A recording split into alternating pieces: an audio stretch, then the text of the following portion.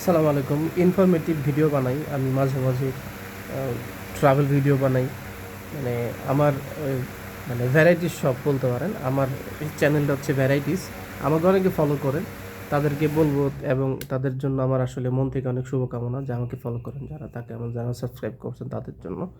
তবে বাংলাদেশের কিছু পার্সপেক্টিভস নিয়ে কথা বলতে চাই। সেটা হচ্ছে যে বাংলাদেশ থেকে যারা দেশের বাহিরে যাচ্ছে, তারা মানে বাংলাদেশিদের পাসপোর্ট যেখানেই এখন শো হচ্ছে সেখানেই হচ্ছে ব্যান খাচ্ছে। বিষয়টা এরকম, অনেক দেশ ব্যান করে দিছে বাংলাদেশি পাসপোর্ট বা বাংলাদেশি হোল্ডারদের, আর তারা তাদের দেশে ঢুকতে দিচ্ছে না বা ট্যুরিস্টদেরকে ভিসা দিচ্ছে না। এই বিষয়গুলো নিয়ে প্রচুর পরিমাণে অনলাইনে পোস্ট করতেছে। এটার আসলে মূল একটা কারণেই, সেটা হচ্ছে বাংলাদেশি যারা আছে, যারা মানে বিদেশ যায় দালালের মাধ্যমে হোক, আর হচ্ছে ফেক ভিসা হোক অথবা লিগ্যাল ওয়েতে হোক বা যেভাবেই হোক, যারাই দেশের বাইরে যায়, ধরেন এরকম হলো যে আমি গেলাম হচ্ছে লিবিয়াতে।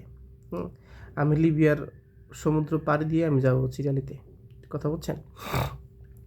কেউ গেছে হয়তো নিউজিল্যান্ডে, সে ওইখান থেকে মানে বৈধভাবে গেছে, ওইখান থেকে সে ইটালিতে চলে আসছে। কেউ হয়তো ক্রোয়েশিয়াতে গেছে, ওইখান থেকে মানে সে মানে ওইখানে থাকবে না, ওইখান থেকে সে ইটালি চলে গেছে। কেউ গেছে রোমানিয়াতে, ওইখান থেকে সে ইটালি চলে গেছে। এটা এটা বললাম হচ্ছে বৈধভাবের কথা।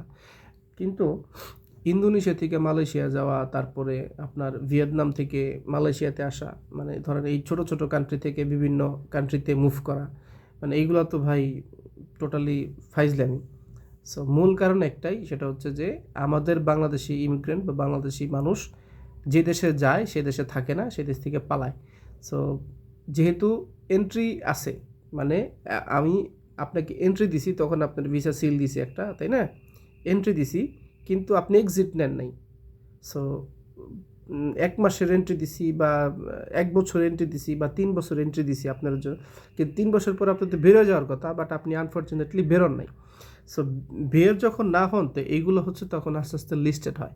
তো লিস্টেড হইতে হইতে হইতে হইতে যখন দেখে যে এরা আসলে এই দেশে নাই, তাদের কোনো খোঁজ পাওয়া যাচ্ছে না, তখন হচ্ছে ওই দেশে এটা নিয়ে একটা মানে আইন আইন প্রয়োগ করে যে এদের এদের আর বা বাংলাদেশি হোল্ডারদের আর আপাতত আসতে দেওয়া যাবে না, এগুলো সলিউশন না করা পর্যন্ত, বা এগুলা ঠিক না।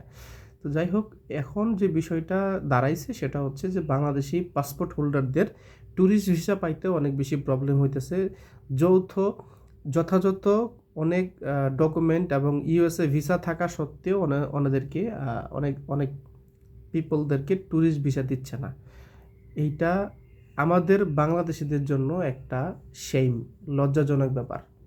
সো আপনারা যারা ইললিগ্যালভাবে দেশের বাইরে যাচ্ছেন অথবা এক দেশ থেকে আরেক দেশে পলায়ন করতেছেন, ভাই একটা কথা শুনেন, আপনি যদি স্কিলড ওয়ার্কার হন, ঠিক আছে, তাহলে তো আপনার পালানোর দরকার নাই। আপনি যে কোনো জায়গা থেকেই ব্যবসা করতে পারবেন, যে কোনো জায়গা থেকে চাকরি করতে পারবেন। পালান কেন? পালানোর দরকার নাই তো। কিসের জন্য যে আপনারা পালান? উন্নত লাইফস্টাইলের জন্য বা এই সেই হ্যান ত্যান? ভাই বৈধভাবে যান।